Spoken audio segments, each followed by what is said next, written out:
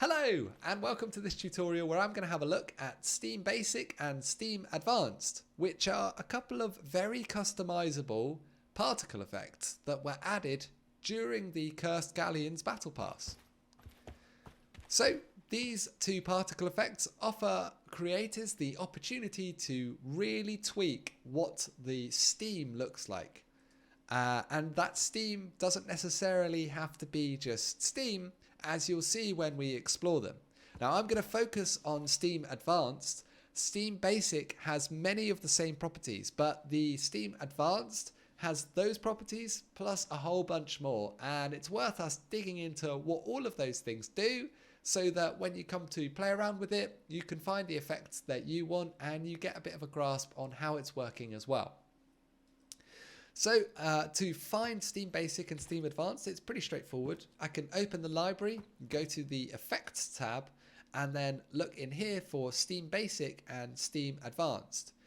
If I'm in basic mode, I can add them to my hotbar by clicking on them or selecting them, and then I can place them in my game world. So if I place Steam Basic here, in order to change the properties, I need to open the entity editor for Steam Basic. So to do that, I'm going to interact with something in my game world, and it might pop up with this error. You can only edit the properties of an entity while in select mode.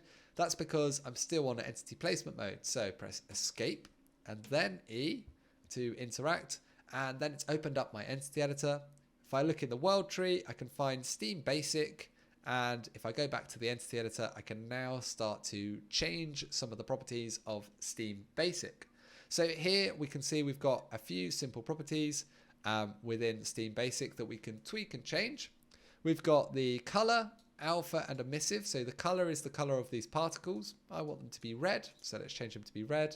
The alpha is how opaque they are. An alpha of 0 is invisible, an alpha of 1 is fully opaque. Although these are particle systems, so it's worth bearing in mind that they might start opaque at the very start, but they'll quickly become translucent and then transparent depending on the behavior of the particle. We can also change the size of the particles. So I could, at the moment they're size 100, I could make them size 500, which would make them much, much bigger. Something that you might want to hold back on unless it's a huge fire or something in the distance. And I can also change the scale of these, the lifetime scale of these. So if I set this to 100 and then change lifetime scale, we can see if I change it to something like 20, something like 5 even, then the particles last longer. Let me just come out of the entity editor. You can see that now the smoke is kind of holding on to its life a little bit longer. So that lifetime scale really controls how long the smoke will linger around and how long it will stay alive. And then finally, the last property in Steam Basic is the speed. So if I increase the speed of it, you can see that it's really shooting out as if it's kind of steam under pressure. Or I can really slow it down. Let's slow it down to 10. And it's just sort of emerging almost like a misty fog. So with just these very basic properties in Steam Basic, we can do a lot of tweaking and changing. And for many people, this is going to be all you need to make a whole bunch of different smoke, steam, fog, magic, love, smell kind of effects. But if you want to really dig into very much customizing the whole smoke or steam particle system yourself, let's take a look now at Steam Advanced. So that was Steam Basic. I'm going to delete that now. So I'm going to delete that. And to use Steam Advanced, I'm going to enter Advanced mode. So I'm going to press Tab. I'm now in Advanced mode. And let's take Steam Advanced and let's just put it there. There we go. So it's back in the fire now. Now, in fact, yeah, let's take Steam Advanced and let's use Steam Advanced over here on this kind of, this area of pink goo that has appeared. Now, Steam Advanced is has got a lot more going on. We can change the same sorts of properties, but the main property that's missing on Steam Advanced that Steam Basic has is the lifetime size. And that's because Lifetime size is actually a bunch of different properties that we can now tweak individually within Steam Advanced. But most of the other properties are the same. So similarly, I can change the color of this. Let's change this to a hot pink. There we go. So that it's sort of matching the pink goo. Took me a second to remember what that was. And we can change the alpha random, the alpha, which is the same as it was before, how sort of opaque it is, and it can make it look a bit thicker or less thick, depending on whether you turn that alpha up or down. Alpha random multiply. Now you're going to see random multiply on quite a few of the properties here. So we have things like random multiply for particle lifetime. We have size random multiply. Random multiply essentially means how much do you want these particles to be uniform. So a little bit of an understanding behind what a particle system is and how it works. Essentially, you have two parts to a particle system. You have the emitter, which fires out particles, and you have the particle, which is the actual graphical entity that is being fired out. Both of these things have behaviors. So the emitter has things like what direction the particle needs to be fired in, and how many need to be fired, and how quickly, how close together should it fire them, what shape should it fire them in. The particle has a bunch of behaviors too, like what color am I, how long should I stay around for, am I fully opaque, is there any wind that I need to be blown around with. So we have kind of two components. So our particle, the color section of this is really focusing on changing the color of the particle. And so we have color, alpha random multiply, which essentially means each particle can be slightly different from the other. And how much that difference is depends on the number in here. If I put 0 in here, they're all the same. So they will all be the same level of alpha, the same opacity. If I put 1 in here, they'll be hugely different as possible. So you'll have some that are invisible, and you'll have some that are fully opaque, and everything in between. So we can change that to change sort of the way that our smoke looks. And this emissive value was also available in Steam Basic, and that's really cool. If I make it midnight or half past midnight, so that we get rid of the sort of sunlight that's permeating our entire world, it's harder to see the smoke. It's being slightly lit by things around it in the environment. But if I move that smoke, let's move it over here. Maybe here. Maybe. Let's move it over here. Away from any light sources. That's what I wanted. We can just about see it, and it's a lot harder to see. So if I now change the emissive value, let's change that to 1, you'll see that it no longer requires other lights in the environment to show the steam. So we could use that to make a really cool dark kind of effect. It's almost like a moving light, some visual interest in our scene. It could be a waypoint in the dark. And so that emissive value is really fun to play around with, and definitely worth checking out alongside the colors and things here, especially if your game is set at night. Let's turn it back to 5:30 in the afternoon. That's a lovely time. There we go. Let's just drop that emissive back off again. So we're now daytime, and our emissive is set to 0. Remember, if you ever find yourself in a tricky spot, you've changed a bunch of values, can't remember what you've done, you can right click values and do revert property, and that will set it back to how it was by default. Now the emitter, this section of our properties, remember I talked about there was an emitter that's firing out particles, and there's particles which are, doing their own thing in the world.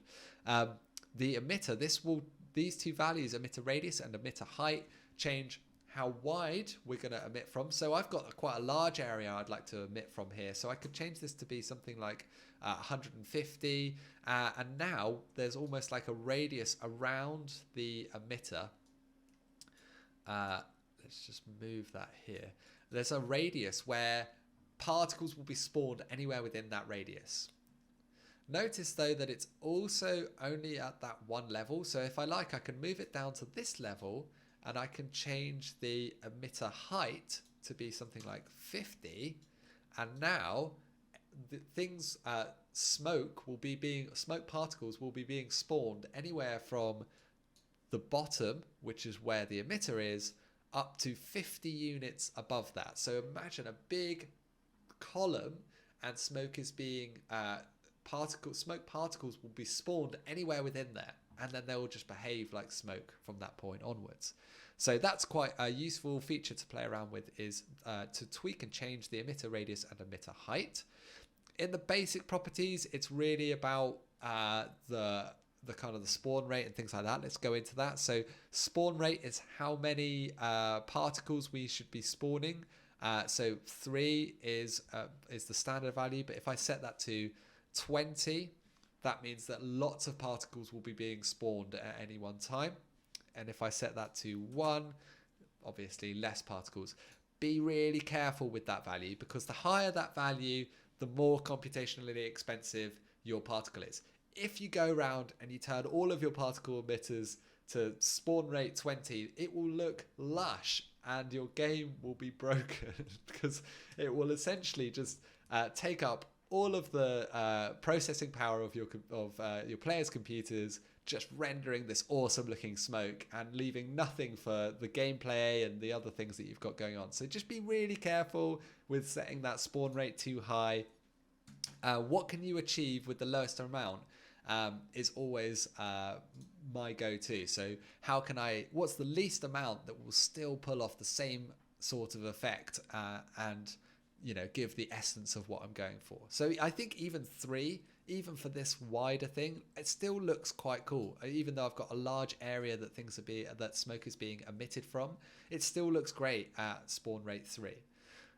Particle size is how big the particles need to be. 100 is the standard. You can set it all the way up to something like 500, and then you have big chunky particles being spawned, or you can set it right down to something like 5 or 10 if maybe you've got like a candle and you want just tiny smoke coming off a candle. So that really depends on the size of the area that you're trying to fill with particles.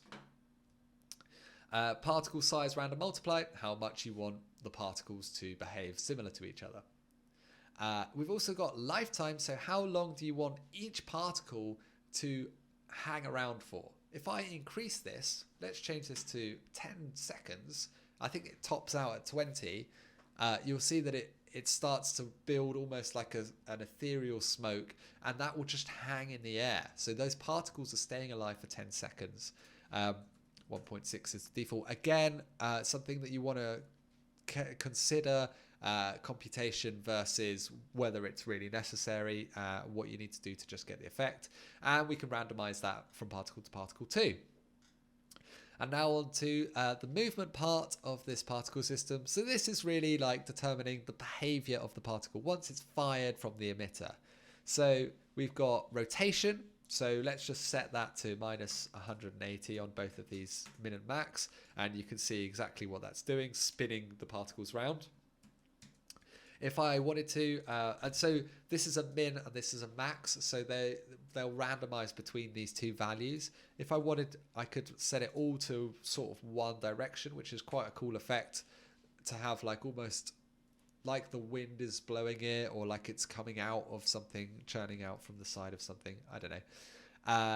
We have velocity amplitude, so how fast this thing the particles are shooting out. So you'll see what happens if I increase that, they really fire up. And that can be especially good for something like if I was to take this and just turn it to its side, it would be really good at, maybe an exhaust of a jet thruster or something. I don't know. So you can play around with the velocity there, so how quickly the particles come out.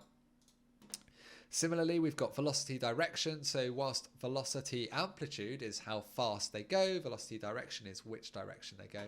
Think of that as like a normalized vector. So a vector where all of these are going to be between 0 and 1. If I put a 1 in here, you'll see they start shooting out sort of going in towards the x-axis and towards probably this way, and towards the y-axis, the z-axis as well. So you can play with what direction they fire in and how fast. You can also just rotate the particle emitter if you want to. The cone angle max and min is an interesting one, because essentially when I talked about that column, remember we changed the radius within which particles are spawned, and then we changed the height of that as well.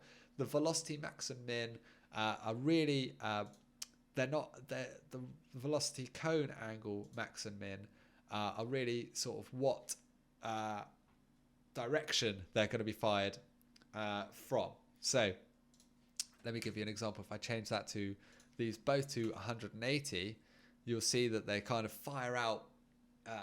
They can fire out sideways in any direction.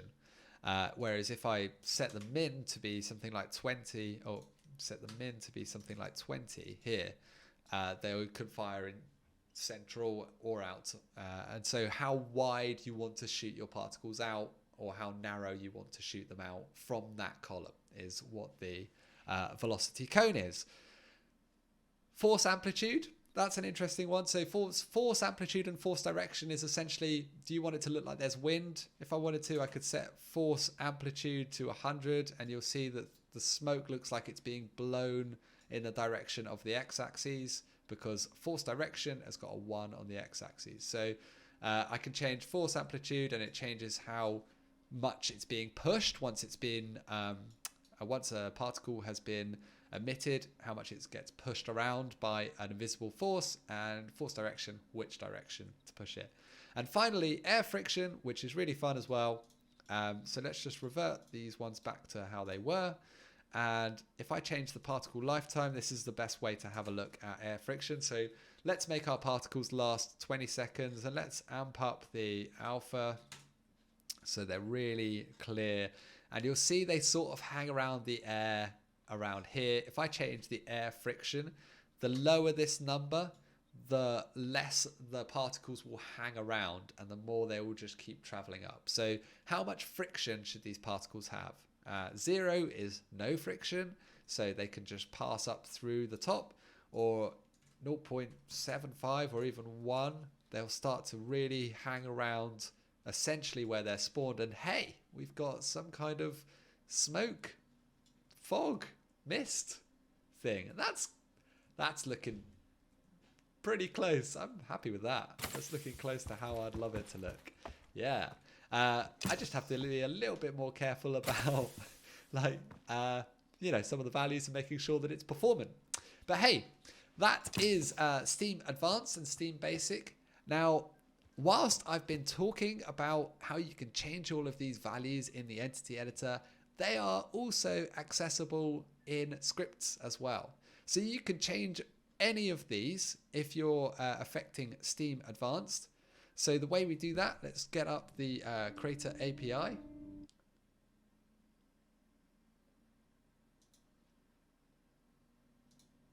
Over here.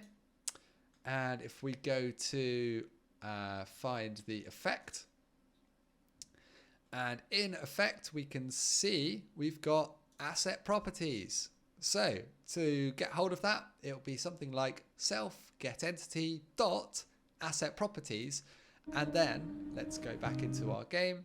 You can essentially change any of these by self get entity dot asset properties dot, and then the name of these properties. So I'm going to leave you to explore that yourself. You can have a look at that in the API docs, api.crayta.com.